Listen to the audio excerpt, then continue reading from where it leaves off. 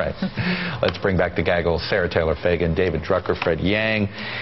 The economy, Sarah, it seems there is this disconnect. And what I found interesting about the GDP report is it messed up everybody's talking points. So the Democrats have been trying to say, hey, look, the economy's recovering, it's growing. Yes. Not growing. Except, why didn't it grow?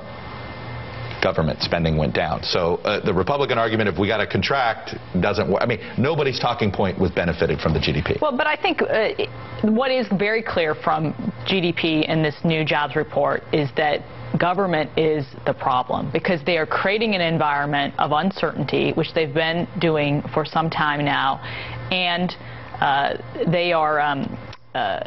there's too much regulation. So you combine people's fears of too much regulation, a lot of these healthcare regulations now starting to kick in.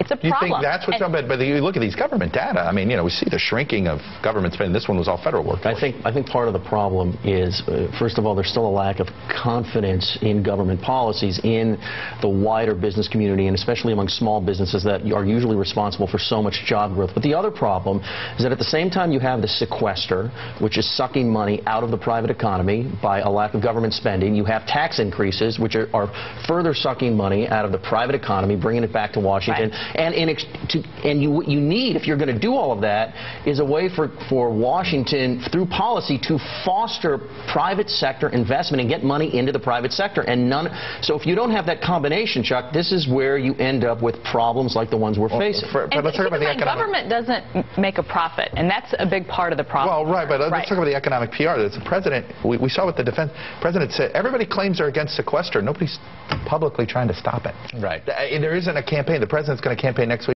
on guns. He campaigned this week on immigration on the field. I say campaign, but try to build support. Perfectly fine. We know it's part of his agenda.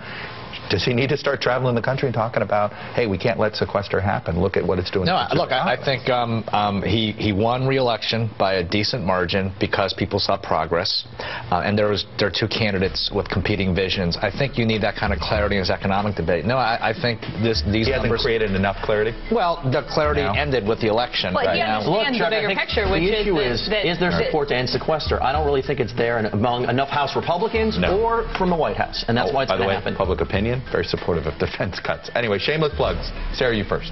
Ed Koch, great American. Remember in 2000 when he endorsed Bush, it was a big moment in the campaign. Moment for you. All right. Pray for his family.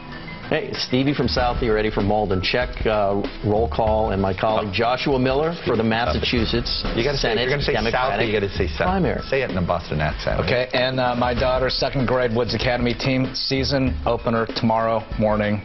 Second grade basketball. Be very important. My shameless plug, I'm wearing a red tie today because it's National Wear Red Day. We are promoting awareness for heart disease. It kills approximately one woman in this country every minute. Go get your blood pressure checked. I did. I now am watching it very carefully. You should too. That's it for this edition of the Daily Rundown. We'll see you right back here on Monday. Coming up next,